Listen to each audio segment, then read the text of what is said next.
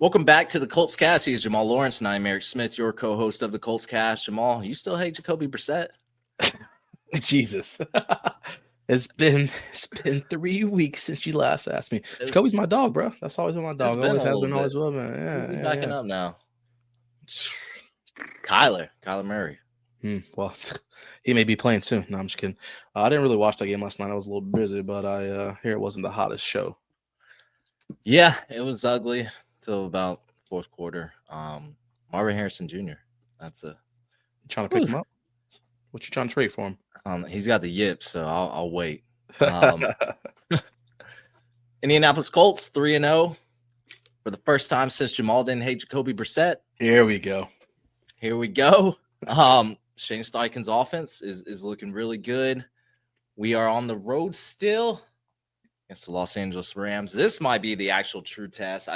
I think we said that about the Denver Broncos. I guess that was still a test too, but the Rams I think are a tad bit better. As they've looked good so far this season. So Jamal, we got our 3 keys to victory. What do we think about this game? We feeling a little nervous. We still riding the momentum, the highway.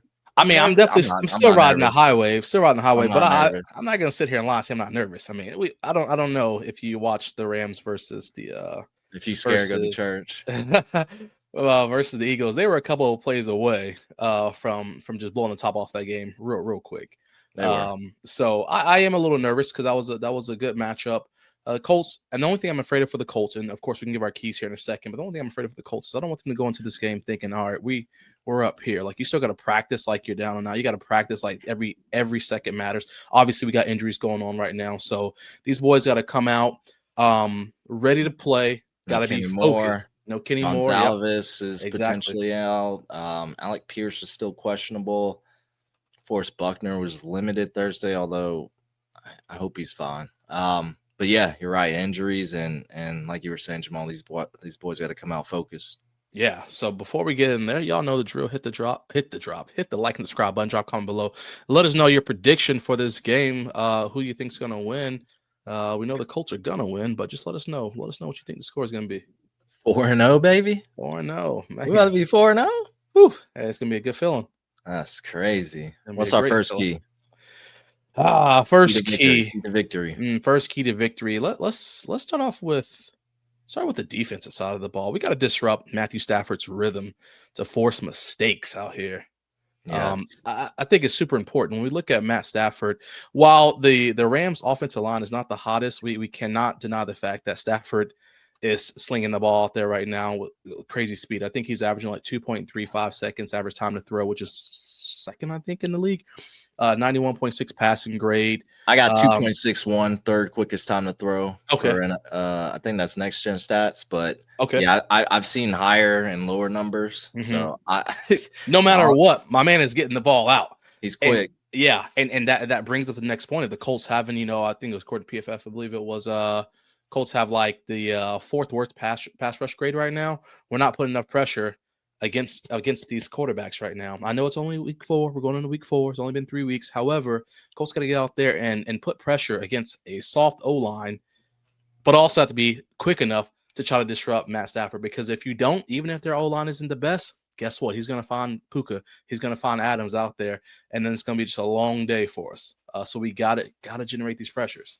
Which is funny because Latu is the number 1 graded edge rusher on PFF. This is why, I don't know, PFF, it's a blessing and a curse because Latu is not the best edge rusher out there right now. I'm going to tell y'all that right now.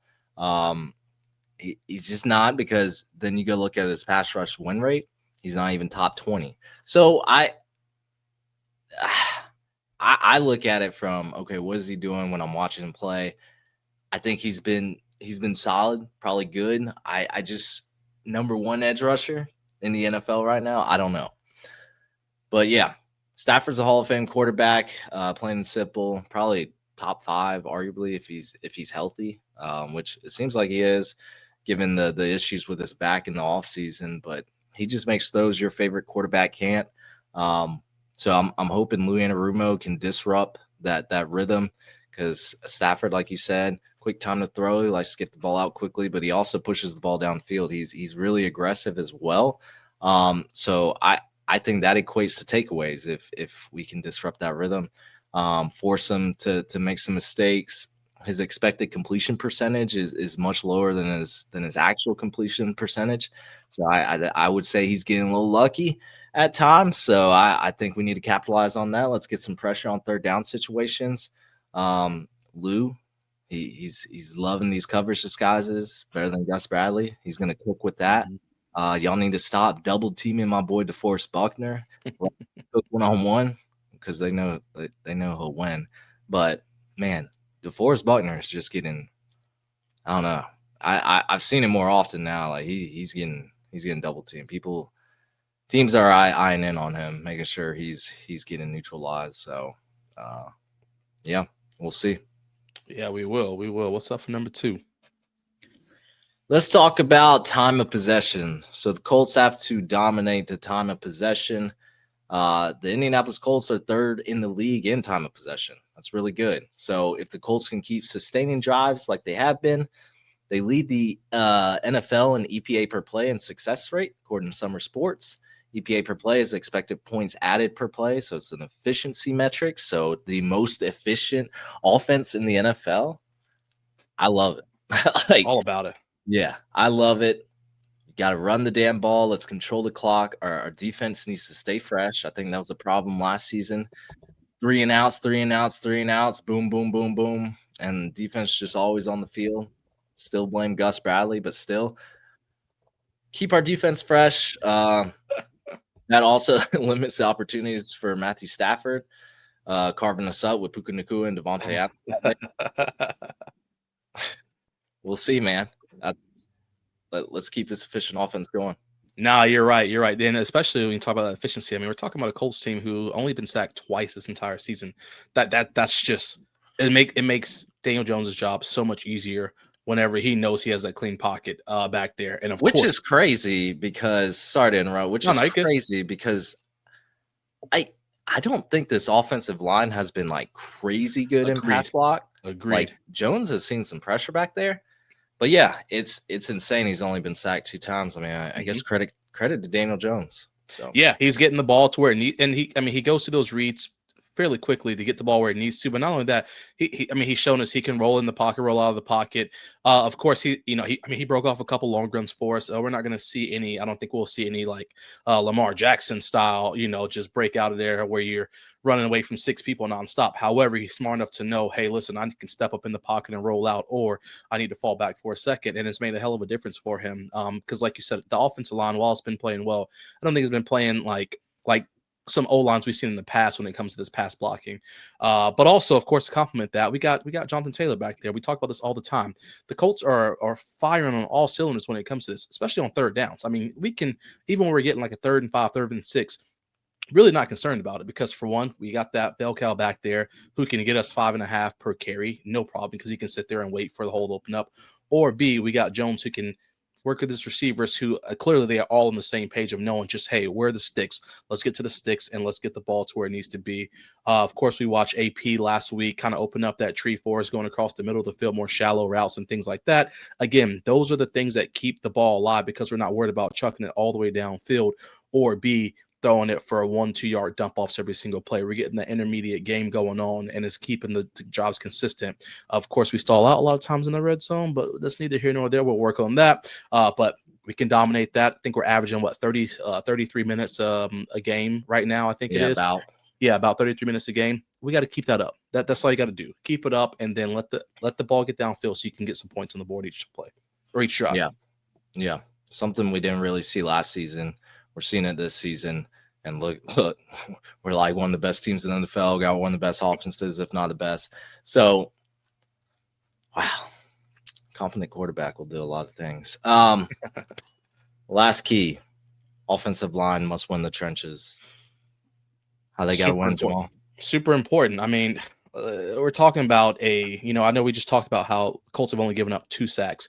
Now we're going to be going against a Rams D-line who is tied for first in the league with 12 sacks through 3 weeks. So the pressure's on. They know how to bring the heat. Not to mention this run defense for them was pretty solid last week. I don't know. I believe they held Saquon to around 46 or so yards.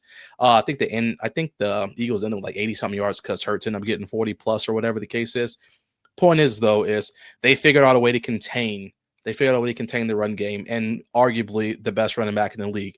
I think JT is the best in the league, but that's neither here nor there. Barkley is going to get the crown for most people. He definitely is this year. I mean, so far, unquestioned, should be. Yeah. I don't should be, but I think if you were to ask a panel of 100 people, they're going to probably give you a Saquon for majority of it. That's what I personally think. People still sleeping on JT right now. I don't know why, but people for the 2025 NFL season. Gee, all right. Listen, bro. JT is A1. He's a top back. Through 3 weeks is Jonathan Taylor. There should be no debate. But okay, yeah. we'll see. We'll see. But the O-line has to just be able to come out there and dominate, and again, just allow JT to not get disrupted whenever he has the ball in his hand and try to get to his first downs. And the same they have to do with Jones. I think Jones will have a little more work cut out for him this week when it comes to evading pressure and things of that sort. So I think that he's going to have to really be focused on his first and second reads and going through his progressions as quickly as possible, because there may not be quite as much time this week with this defense line that we're going to see in front of us. So I think it'll be the first true test for a D-line who can really come out there and dominate and multifacets of the game. Yeah, I think well said. Don't have much to add to it. I will say Jared Verse looks like a monster edge rusher. So that matchup between whether he's lined up against Braden Smith or Bernard Ryman, it'll be very interesting. I'm hoping we get the better of that matchup. But again, Jared Verse looks really good, and he's accounted for a good number of those sacks, at least assisting or getting them. But yeah, this looks like even a tougher test than the Broncos, but we'll see. I think the Rams defensive line has looked insanely sharp this year. So we really got, the best running back in the league, the most efficient offense in the league going against, really good defense. So we'll see. But I would have to say if we can win the trenches there, it's I don't know. About to be a cakewalk, baby. Facts. Facts. Colts about to get this dub, 31-24. You heard it here, 31-24. 31-24? Yeah. Well, I could see that. I could definitely see that. On the road, 31-24. It's a convincing win in my heart. But those are 3 keys to victory: disrupting Matthew Stafford's rhythm, force those mistakes, dominate the time possession, and offensive line must win the trenches. Let us know your keys to victory in the comments below if you're on YouTube. That's all I really got, Jamal. That's it from me. Yeah. So did you get rid of your Brissett jersey? Here we go. The one I never had. Brissett's a dog, though. He's a dog, yo. Listen. That's what I usually buy a jersey every year. Maybe I should just buy a Brissett jersey. Yeah, go ahead and get it, Jacoby. You can probably get it for pretty cheap. I was about to say 90% off. Yeah. Pretty sure I still saw some Carson Wentz jerseys on NFL Pro Shop one day. It was wild. They could have just let me pay shipping and send it to me for free. Those things will be there for a while. Yeah. Those things have been there for like 5 years, right? Yeah. Yeah.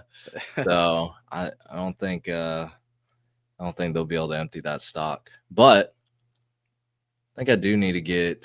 So I got a defensive player last year. We'll probably switch to offensive this year. Maybe I'll get a Taylor jersey.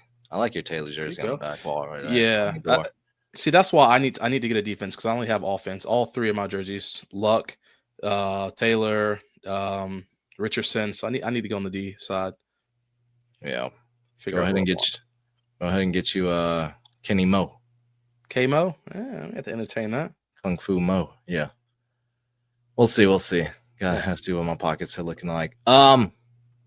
That's going to be it for us, everyone. Thank you for listening to the Colts Cast. We are live on Apple Podcasts, Spotify, YouTube, or any platform you use to listen to podcasts. And we'll be back next time to give you some more Indianapolis Colts content. Y'all, take it easy. Take care.